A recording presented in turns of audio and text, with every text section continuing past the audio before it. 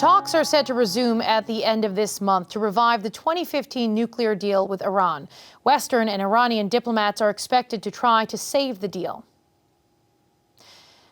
Activist and actress Nazanin Boniadi says economic and geopolitical interests should not overshadow the human rights side of the situation in Iran. She and the head of Amnesty International argue Iranian people are suffering from an epidemic of torture, and global leaders must help to put a stop to it.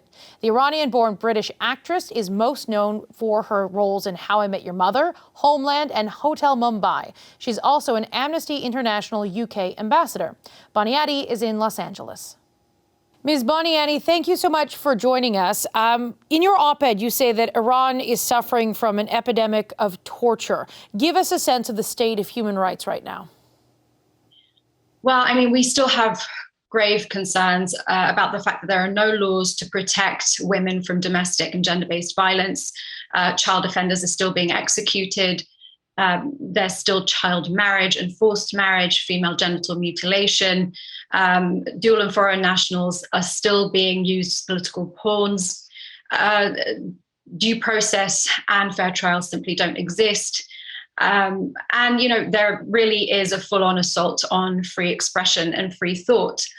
And notably, as Amnesty's Secretary General, Dr. Kalamard, and I recently wrote in the Washington Post, there is an epidemic of torture.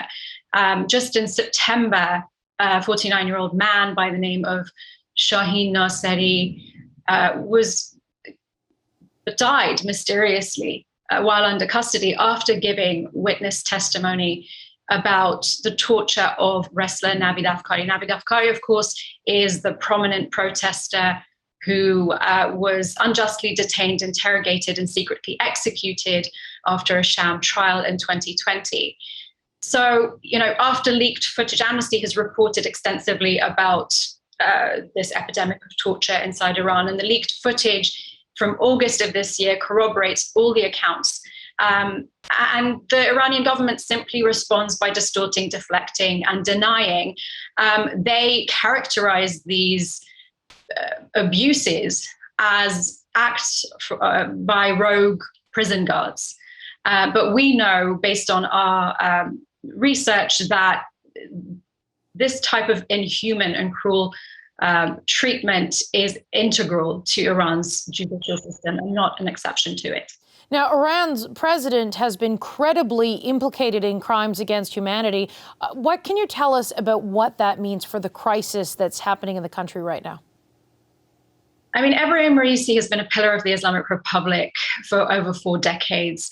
The fact that he's risen from prosecutor to head of the judiciary and now president without being investigated really speaks to the culture of impunity inside Iran. Amnesty International documented that Ebrahim Raisi was a member of the death commission that was responsible for the forced disappearance and extrajudicial killing in secret, execution in secret, of thousands of dissidents in 1988. And the concealment of the fate of those victims counts as ongoing crimes against humanity. So this really is, his presidency really is, it speaks to the culture of impunity inside the country. Amnesty International has repeatedly called for the regime's president to be investigated and for his involvement in past and ongoing crimes against humanity. What needs to happen for such an investigation to take place? We need to come together. The international community needs to come together and unite. It's heartening that Canada has been the lead sponsor of a resolution, a UN resolution for the protection and promotion of human rights in Iran since 2003. And of course, 2003 was the year that dual Canadian-Iranian citizen and freelance photojournalist Zahra Kazemi was killed while in custody. And her medical examiner later testified that she had been sustained brutal torture and rape. And this is heartening. We expect that next week, when this year's vote for this resolution is presented to the UN General Assembly, that member states vote to support it. The promotion and support of this resolution is the very least we expect. But apart from that, Amnesty International and 9 other NGOs have come together to call on member states of the UN Human Rights Commission to support the creation of mechanisms that allow for documentation and preservation of evidence of the most serious crimes inside Iran. Because these victims, there's no channel for justice domestically inside Iran. The victims of serious crimes inside the country are looking to the international community to support their rights. And that's the very least we can do. Without the support from the international community, torture and this culture of impunity will reign supreme inside the country. And one more note that I have is we have soft pedaled human rights advocacy for far too long in our foreign policy. The respect for human rights is intricately bound with respect for the rule of law. There can be no good governance in the long run without the rule of law.